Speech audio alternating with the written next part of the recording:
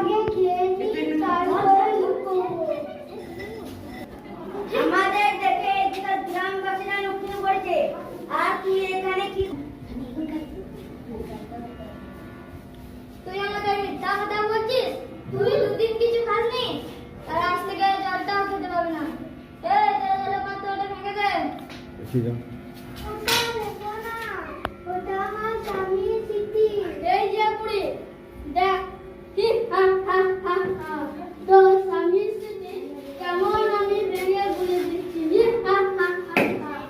তোর এত বড় সাহস, দেখতে হবে মজা। এই দেশ তোমাদের স্বাধীনতা দেবে, তোমরা একসঙ্গে জেগে ওঠো। আমরা তো যুদ্ধ করব, কিন্তু আমাদের কাছে যুদ্ধ করার মতন কিছু নেই।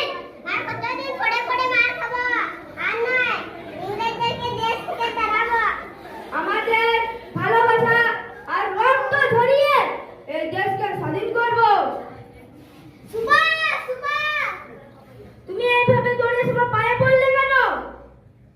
সুভাষ, ইংরেজরা অত্যাচার আর সহ্য করে যাচ্ছে না, আমাদের দেশকে সবাই রক্তাক্ত করে দিচ্ছে। আমরা জান প্রাণ দিয়ে দেবো এই এক ফোঁটা মাটির জন্য।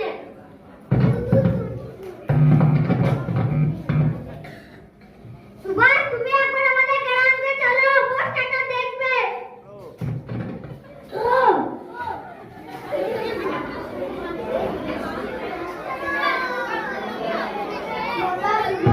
তুমি একমাত্র পারবে এই দেশকে স্বাধীন করতে। মা, আমাদের গায়ে এক ফোঁটা রক্ত থাকতে এই দেশকে স্বাধীন করার চেষ্টা করব। দিদা, আমি যদি আর না আসি আমার জন্য কাঁদবি না, আমি দেশ স্বাধীন করতে যাচ্ছি। মা, আমাদের কি আর ফিরবি না? মা, আমাদেরকে বিদায় দাও। হ্যাঁ, তোমাদের লোকজন নিয়ে যুদ্ধ চলে প্রস্তুতি আছে। হ্যাঁ হ্যাঁ হ্যাঁ, চলো ওদেরকে একটা একটা করে খতম করিয়ে দেবো। চলো চলো।